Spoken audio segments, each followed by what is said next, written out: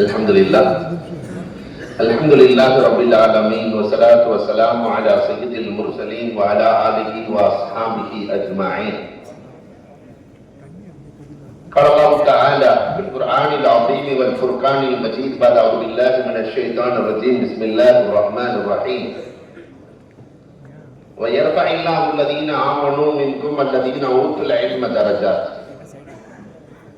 وقال النبي صلى الله عليه وسلم منهومان لا يشبعان منهوم في العلم ومنهوم في المال أو كما قال عليه الصلاة والسلام.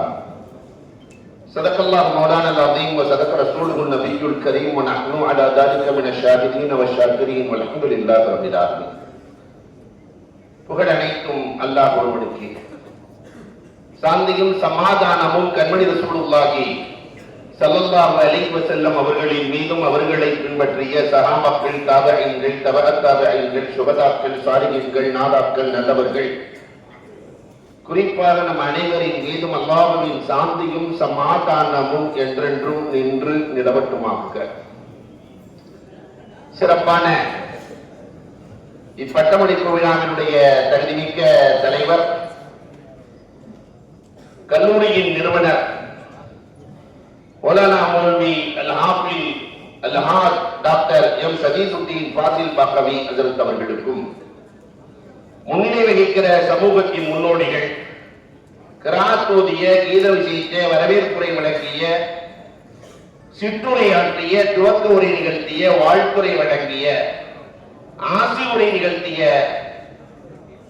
அத்துணை பேர்களுக்கும், அதிலும் குறிப்பாய் இங்கு சனது வழங்கி அமர்ந்திருக்கிற, எங்களை எல்லாம் உருவாக்கி அழகு பார்த்துக் கொண்டிருக்கிற எங்களது ஆசிரியர் பெருந்தகை, அவர்களின் வருகையே பெரிய பரக்கத், தமிழ்நாடு அரசு காசி, கணேசத்திற்கும் மிகுந்த மரியாதைக்கு முறைத்தான ஹஜரத் கிப்லா அவர்களுக்கும், எனக்கு முன்னால் மனித ஆராய்ச்சி எல்லாம் முடித்து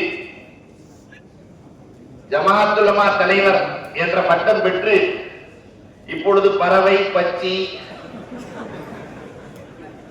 காக்கை, குருவி என்று எல்லா துறைகளையும் ஆய்வு ரீதியாக அணுகிக் கொண்டு அதிலேயும் டாக்டர் பட்டம் பெற இருக்கிற கண்ணியத்திற்குரிய எங்களுக்கெல்லாம் ரோல் மாடல், தன்னையே உலமாக்களுக்காக அர்ப்பணித்திருக்கிற ஒரு அற்புதமான தலைவர் அல்லாஹ் ரப்பல் ஆலமீன் அவர்களுக்கு நீண்ட ஆயுளையும் நல்ல ஆரோக்கியத்தையும் நல்கிடுவானாக. கண்ணியத்திற்குரிய பி ஏ ராஜா மொய்னுத்தீன் பாக்கவி ஹஜ்ரத் அவர்களுக்கும்,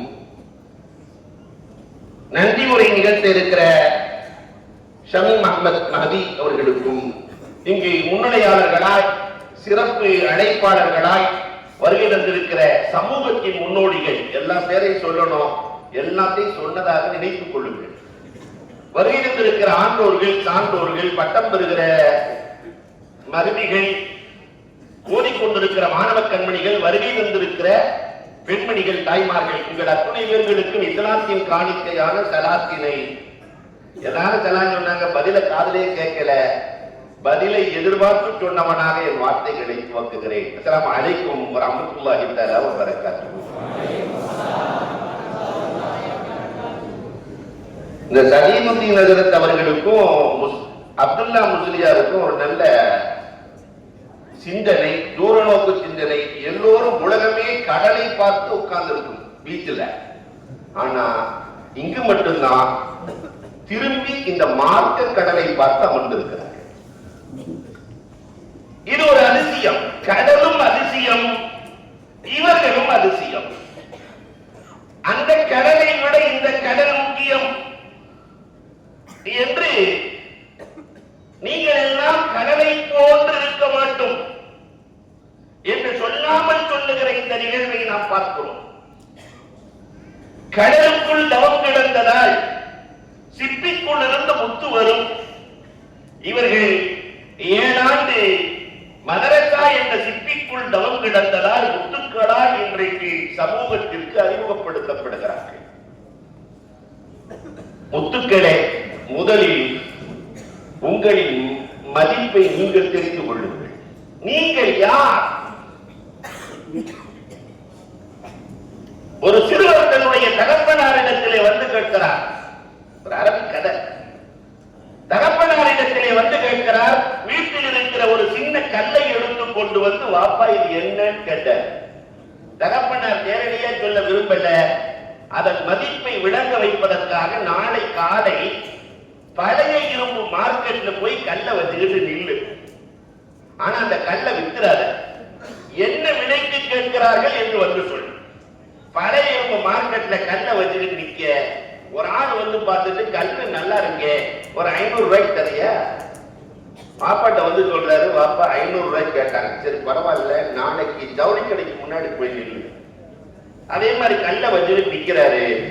ஒரு அம்மா பிளவுஸ் எடுத்துட்டு அதுக்கு நல்ல கல்லு வைக்கணும்னு பார்த்துச்சு. இந்த கல்லு ரொம்ப அழகா தெரியுது, அந்த கல்லு என்ன விலை, நீங்களே ஒரு விலை சொல்லுங்கம்மா. அம்மா அந்த அம்மா சொல்லுச்சு, 5000 ரூபாய்க்கு தரீங்களா? அப்பா நேற்று 500 ரூபாய் கல்லு, இன்னைக்கு 5000 ரூபாய் ஆயிடுச்சு.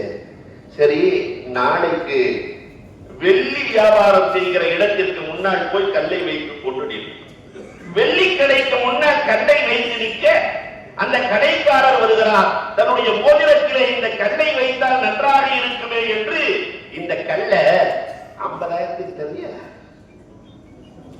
மகன் ஓடி போய் சொல்றாரு, என்ன பாப்பா 500 5000 ஆச்சு, அடுத்த நாள் 50,000 ஆயிடுச்சு. தகப்பனார் சொன்னாரு, நீ நாளைக்கு தங்கம் வியாபாரம் செய்கிற இடத்திற்கு முன்னால் அந்த கல்லை வைத்து. அது மாதிரி கல்லை கொண்டு போய் அங்க வச்சா அந்த ஜுவல்லரி ஷாப் ஓனர் பார்த்துட்டு, இது அதிசய கல்லாக இருக்கிறதே, அற்புதமாக இருக்கிறதே, 5 லட்சத்துக்கு கிடைக்குமா? இந்த கல் 5 லட்சத்திற்கு கிடைக்குமா?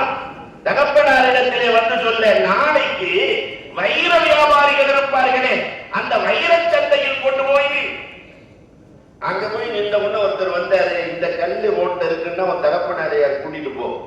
நேரா கூட்டு போன உடனே, இந்த கல்லு எனக்கு வேணும், 5 கோடி தரட்டுமா? 5 கோடி தரட்டுமா? அப்ப மதிப்பு தெரிந்தவர்கள் உயர்ந்தவர்கள் இல்லையா? நீங்கள் எல்லாம் யார் தெரியுமா?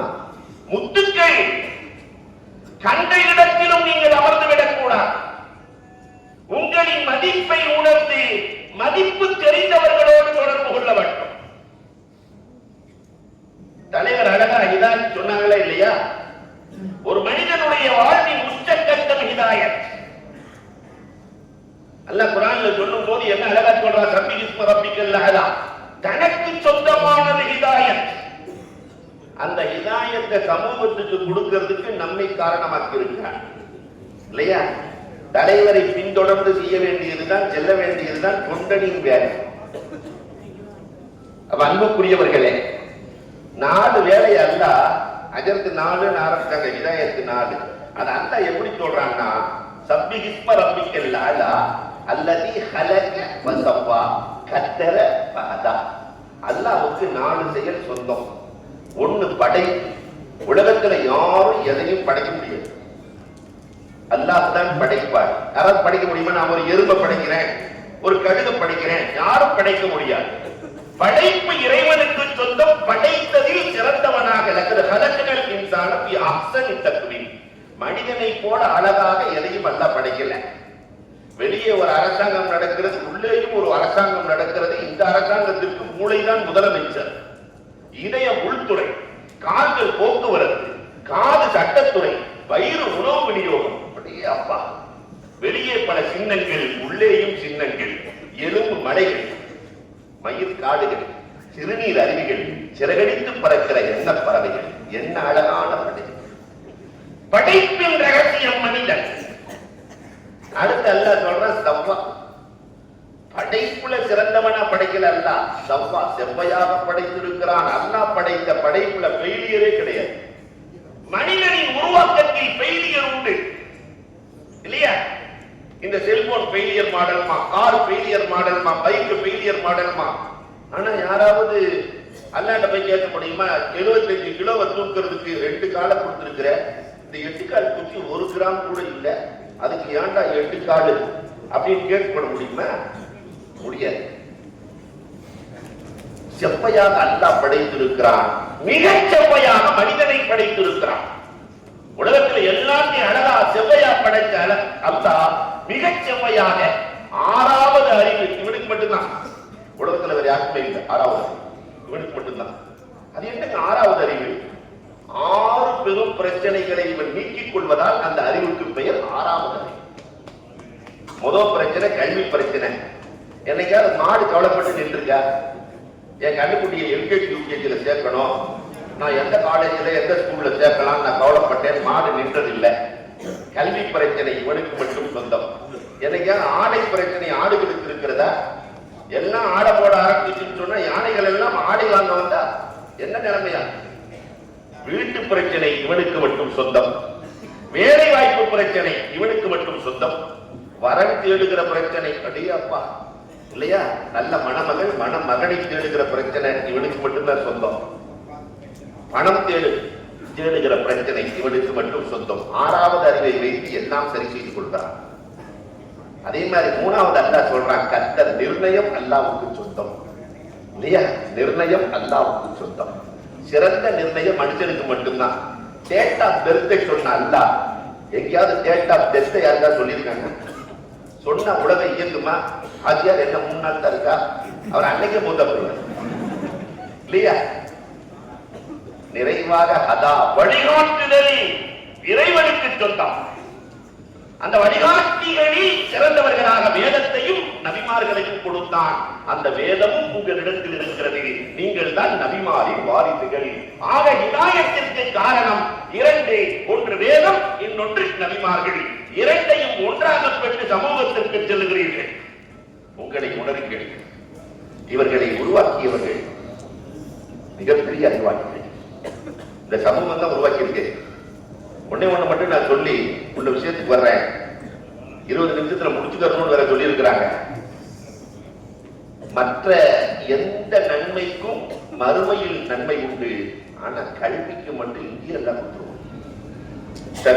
ஷகீபுல் பல்கி ரஹ்மத்துல்லாஹி ஒருத்தவங்க இருந்தாங்க. அவங்களுக்கே சாப்பாட்டுக்கு வழி இல்லை. மனைவி மக்கள்னா சாப்பாட்டை ஒதுக்கி அவருக்கு கொடுக்க, அவர் சாப்பிடலான்னு உட்காரும் போது மாணவர் விட்டார், சாத்தமுள்ள தம்பி சாப்பிட்டியா? இல்ல, நீ சாப்பிட்டு போ. மாணவர் சாப்பிட்டு போயிட்டாரு. மனைவியும் மகளும் வருகிறார்கள். நாங்க சாப்பிடாம உங்களுக்கு கொடுத்தா நீங்க அந்த பையனுக்கு கொடுத்துட்டீங்க. அப்பதான் சொன்னாங்க, இந்த மாணவர்களுக்கு கல்வியை தேடுபவர்களுக்கு உணவு கொடுத்தால் தாமிரமில்லாமல் அதற்கு பகரம் வரும். லேட்டே ஆகாது, இந்த உலகத்திலேயே வரும். சொல்லி குடிக்கல, மன்னர் அந்த வழிய போற கடுமையான தாகம், தண்ணீண்ட ஷகீபுல் பல்கி வீட்டுல இருந்து தண்ணி வருது. குடிச்சுட்டு பார்த்தா அந்த குவளையில் ஏழ்மையின் அடையாளம் தெரிகிறது. மன்னர் பார்த்தாரு, ஆஹா, நமக்கு தண்ணீர் கொடுத்த வீட்டில் ஏழ்மை இருக்கிறதே என்று சொல்லி ஒரு தங்க துண்ட போட்டாரு. மன்னர் கூட வந்தவங்க தங்கமும் வெள்ளியையும் போட்டு ஷகீபுல் பல்கி ரஹ்மத்துல்லாஹி அந்த கிண்ணம் போகிறது. மனைவியை அழைத்து சொன்னார்கள், பார்த்தாயா என்றப்பை, பார்த்தாயா என்றப்பை, பார்த்தாயா என்றப்பை, இனி நான் ஒரு மாணவனுக்கு உணவு கொடுத்தேன், என் வாழ்நாள் முழுக்க சாப்பிட்டாலும் இந்த செல்வம் தீராது. நீங்கள் இவர்களை உருவாக்கியவர்கள். உங்களின் செல்வம் குறையவே குறையாது. மார்க்கத்தை உருவாக்கியவர்களின் செல்வம் குறையாது. மாணவி சொல்லி இருக்கிறார்கள். இந்த மதரசா 1 வருஷமா இப்பதான் தவழும் பிள்ளையா இருக்கிறது. இதை தூக்கி நிறுத்த வேண்டிய பொறுப்பு சதீஜி நகரத்தை பார்த்துட்டு அவர் என்னங்க எல்லா உலகத்தையும் பேசுறாரு, அருமையான மண்டபத்துல வச்சிருக்கிறாரு அப்படின்னு நினைச்சாரு. என் பாக்கெட்ல ஒண்ணுமே இல்லையா? இன்னைக்கு இரு கல்விகளையும் போதிக்கப்பட்டு பிகாம் எம்காம் 170 பேர்கள் ஓதுகிறார்கள். யோசிச்சு பாருங்க, 170 பேர் ஓதுகிறார்கள். ஆனா அவங்க யாருக்குமே கட்டணம் இலவசம். முழுவதும் தமிழகத்து மாணவர்கள். வெளிமாநில இறக்குமதி இல்லை. 15 ஆசிரியர்கள். மாசத்துக்கு 7 லட்சம் ரூபாய் செலவாகும். ஒரு மாணவர் உருவாக வேண்டுமானால் வருடத்திற்கு 60,000. இதெல்லாம் ஏன் சொல்றேன் தெரியுமா? காசெல்லாம் உங்க பாக்கெட்ல. இவர்களை உருவாக்கியவர்கள் நான் சிரிக்க சொல்லவில்லை. சமூகம் தான் உருவாக்குகிறது. அப்ப ஒரு மாணவருக்கு 60,000 போறதுக்கு முன்னாடியே நீங்கள் பதிவு செய்யுங்கள். உங்களுடைய செல்வம் வற்றா செல்வமாக மாறுவதற்கு இதைவிட சிறந்த வழி என் பணம் வத்தவே வத்தக்கூடாது, என் சந்ததிகள் கிளைத்திருக்க வேண்டும் அப்படின்னா ஒரு மாணவரை தத்தெடுங்கள். முடிந்தால் உங்களுக்கு 2, 3 அல்லாஹ் கொடுத்த செல்வத்தில் இருந்து. அதே மாதிரி வாடகை கட்டணம். இப்ப ஒரு வக்ஃபு இடத்துல அனுமதியை பெற்று கீழே 8000 சதுரடி, மேல 8000 சதுரடி கட்டணும். ஒரு சதுரடிக்கு இன்னைக்கு என்ன வேலை? 2500 ரூபாய். ஒரு 100 சதுரடி வேணும்னு சொன்னா ஏறத்தாழ 2,27,000 ரூபாய் வேணுமா இல்லையா? அப்ப 100 சதுரடியாய் ஒரு ஹாலாக ஒரு தர்ஸ் ஹால் 13 லட்சம் செலவாகும். அது நம்முடைய மூதாதையர்களுக்காக, இறந்து போன பெற்றோர்களுக்காக என்னென்னவோ செய்யறோம். இங்கு கல்வி போதிக்கப்படுகிறது. எப்பொழுதுமே வற்றாத சுனையாய் இல்லையா? இவங்க குர்ஆன் ஓதுறாங்கன்னு வச்சுக்கோங்களேன். குர்ஆனுடைய நன்மைகள், ஓதக்கூடிய நன்மைகள், காலல்லா கால ரசூல் எல்லாம் அவர்களுக்கு நன்மையாய் சென்று கொண்டே இருக்கும். அதனால அவர் பார்த்துப்பாரு, அவருக்கு என்ன என்று நினைக்காதீர்கள். உண்மையில் பயங்கர சிரமத்திலே இந்த மதரசா ஓடிக்கொண்டிருக்கிறது. மதரசாவை தூக்கி பிடிக்க வேண்டிய பொறுப்பு, இதை உருவாக்க வேண்டிய பொறுப்பு நம் எல்லோருக்கும் இருக்கிறது. அதனால இங்கிருந்து போகும்போது உங்கள் பெயர்களை பதிவு செய்யுங்கள். நான் ஒரு மாணவருக்கு எடுத்துக்கிறேன், நான் 4 மாணவர் பொறுப்பேற்றுக்கிறேன் என்று நீங்கள் அடுத்த வருடம் சொல்லுவீர்கள். என் வருமானத்தை ரப்பு கூட்டி கொடுத்திருக்கிறான், என்னை அல்லாஹ் உயர்வாக்கி கொடுத்திருக்கிறான். நீங்கள் எழுதி வைத்துக் கொள்ளுங்கள். அல்லாஹ் ரப்பல் ஆலமீன் நாம் எதை கேட்டோமோ அதன்படி அமல் செய்ய வேண்டும். அல்லாஹ் ரப்பல் ஆலமீன் அருள்பாலிக்க வேண்டும். இதற்கு யாரெல்லாம் உடலால், பொருளால், உள்ளத்தால், துவாவால் உதவி இருக்கிறார்களோ எல்லோருக்கும் அல்லாஹ் ரப்பல் ஆலமீன் ஈருலக வாக்கியங்களை நல்கிடுவானாக என்று கூறி, இதுவரை யாரெல்லாம் தூக்கி பிடித்தார்களோ, இந்த மதத்தை தூக்கி பிடிச்சிருக்க இந்த வருஷத்துல பெரிய பெரிய தொகைகளை எல்லாம் கொண்டு வந்து கொடுத்து நீங்க நடத்துங்க என்று உற்சாகப்படுத்திய அத்துணை பேர்களையும் உள்ளத்தால் வாழ்த்துகிறோம். நீங்கள் எல்லோரும் துஆ செய்யுங்கள். கியாமத் நாள் வரை இந்த மதரசா இது போன்ற முத்துக்களை வெளியாக்க வேண்டும். சமூகத்தின் சொத்துக்களாய் இவர்கள் மாறி பரிணமிக்க வேண்டும். வாய்ப்புகள் நல்குவானாக. வாஹ்ரு தஅவானா அல்ஹம்துலில்லாஹ்.